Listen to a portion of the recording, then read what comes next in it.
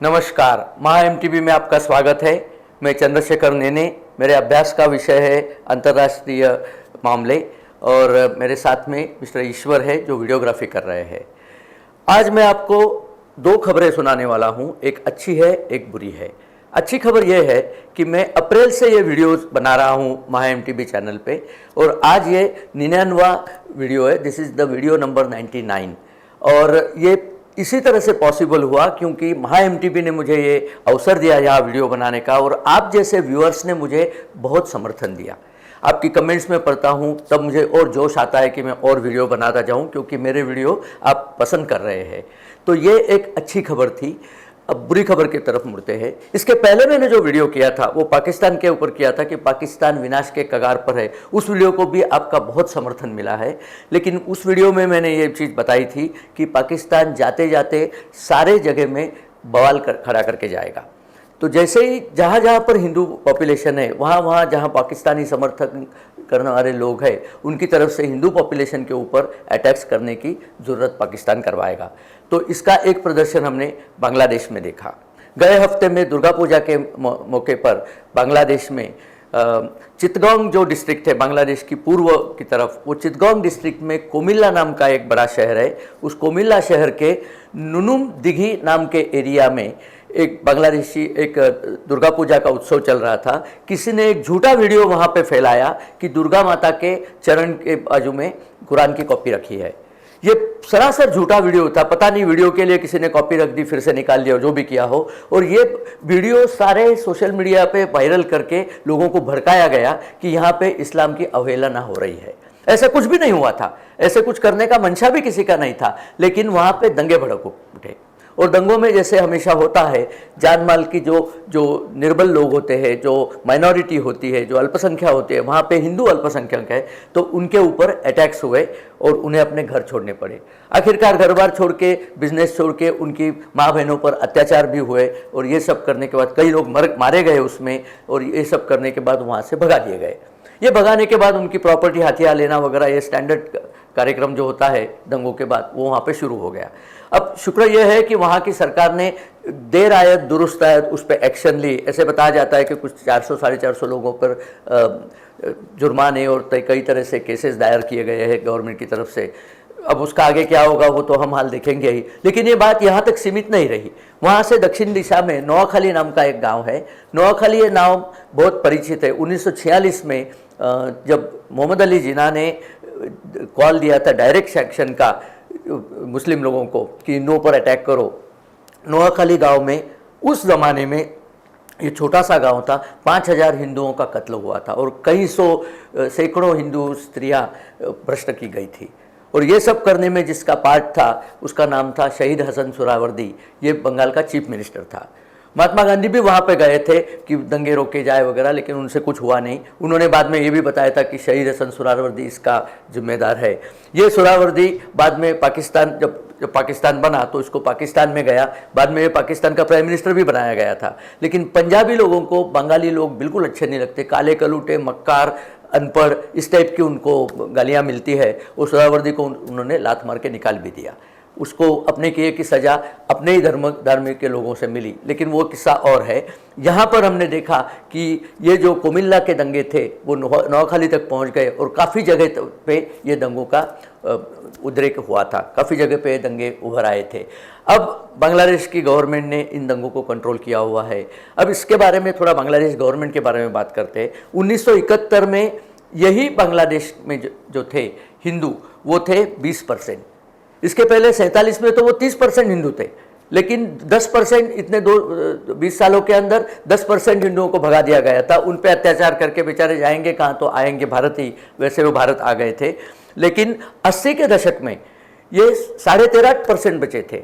और आज जब 2020-21 की बात है तो ये सिर्फ 8.5% बचे और घटते जा रहे हैं। ये इसलिए घटते जा रहे हैं कि इस टाइप के दंगे इन पर हमेशा थोपे जाते हैं। 20 सालों में 3600 बार दंगे हुए हैं बांग्लादेश में। ये एक बहुत ही भयानक अवस्था है।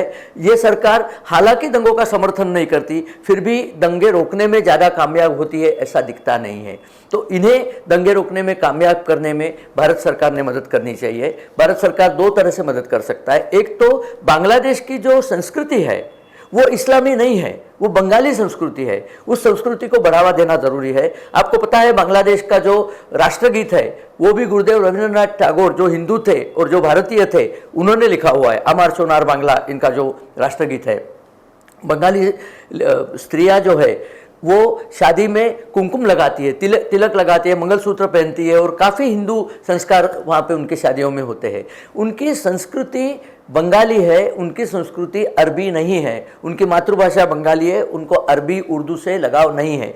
इस सब चीज़ को बढ़ावा देना बहुत ज़रूरी है ताकि लोग एक दूसरे से हिल मिल के रह सके, वरना ये झगड़े तो बढ़ते ही जाएंगे। तो इस कारणवश भारतीय सरकार ने इसके लिए कुछ विशेष प्रयास करने पड़ेंगे। शेख हसीना भारत के साथ में है क्योंकि उनके पिताजी वंगबंधु शेख मुजीबुर रहमान जिन्होंने 72 में बांग्लादेश की कमान संभाली थी as the chief of Bangladesh, और जिन्हें इंदिरा गांधी जी ने मदद करके भारत की सेना ने पाकिस्तान को परास्त करके पाकिस्तान के 93,000 सैनिकों को युद्धबंदी बनाया था और पूरी तरह से पाकिस्तान वहाँ नाकामयाब हो गया था, तब जाके बांग्लादेश स्वतंत्र हुआ था। तो मुजीबुर रहमान ने जो कॉन्स्टिट्यूशन 72 में बनवाई थी वो सेक्युलर कॉन्स्टिट्यूशन थी, लेकिन कुछ सालों बाद मुजीबुर रहमान का उनके परिवार का कत्ल किया गया, एक क्रांति हो गई वहाँ पे। जियाउर रहमान करके वहाँ का जो आर्मी का शासक था उसने बागडोर संभाल ली, वो पाकिस्तान समर्थक था, और वो बागडोर संभालने के बाद में मुजीबुर रहमान की सारी फैमिली उसने कत्ल कर दी। लेकिन तकदीर से उनकी सबसे छोटी बेटी जो थी शेख हसीना वो उस समय ढाका में नहीं थी, इसलिए वो बच गई। वही छोटी बेटी आज बांग्लादेश की सर्वाधिकारी है। तो शेख हसीना को ये सब चीज़ें अच्छी नहीं लगती क्योंकि इसका भुगतान उसकी भुक्तभोगी वो खुद स्वयं है, उसका सारा परिवार इन दरिंदों ने ख़त्म कर दिया था। तो वो भी अपनी तरह से काफ़ी कोशिश कर रही है कि इस सब का शमन किया जाए। तो यहाँ तक तो बात सब समझ में आती है, लेकिन हमारे यहाँ के जो प्रोग्रेसिव पुरोगामी जो रिपोर्टर जर्नलिस्ट है उनको ये बात पल्ले नहीं पड़ती कि कहीं पे हिंदू पे अत्याचार हो रहा है, तो वो कहना चाहते हैं कि इसमें गलती हिंदू की ही है।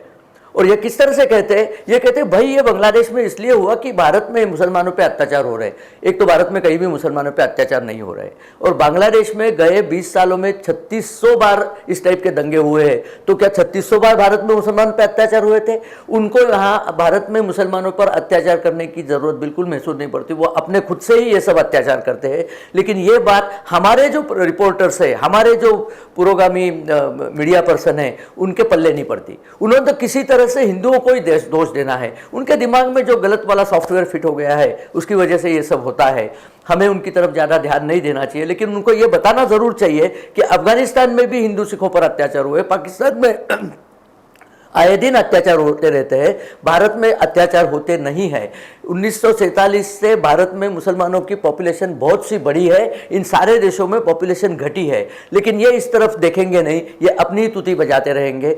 शुक्र है कि आज के दिनों में इनकी कोई सुनता ही नहीं है, क्योंकि सोशल मीडिया इतना पावरफुल टूल अभी आ गया है, तो ये जो अपना झूठापन फैलाते रहते हैं। लेकिन हमें ये याद रखना पड़ेगा कि हमें अगर इसका समाधान ढूंढना है तो एक बलिष्ठ हिंदुस्तान सरकार होनी चाहिए, और इस सरकार ने ये सारे बाकी देशों को समझा देना चाहिए कि हिंदुओं को आप तकलीफ नहीं दे सकते। आपको पता है ये CAA कानून सिर्फ इसीलिए लाया गया था कि हर देश में अगर हिंदू की प्रताड़ना हुई तो हिंदू कहाँ जाएगा। तो इस कानून के लिए भी अखबार और कांग्रेस और अपोजिशन खड़े हो गए थे कि इसमें खाली हिंदू को क्यों, मुस्लिमों को भी शामिल किया जाना चाहिए। लेकिन ये प्रताड़ना हिंदुओं को मिलती है, मुस्लिम देशों की तरफ से मिलती है। मुस्लिम देश में अगर मुस्लिमों को प्रताड़ना मिले तो वो उनका आपसी मामला होता है, उसमें हिंदुस्तान का कतई संबंध नहीं है। तो ये कानून अपनी जगह सही है, हिंदुस्तान सरकार अपनी जगह सही है। आप तक ये चीज़ पहुँचानी थी कि एक्चुअल में क्या हुआ है, और आज की खबर यह है कि वहाँ पर दंगों का उपशम हो गया है और शेख हसीना उस पर कुछ कठोर कदम उठा रही है।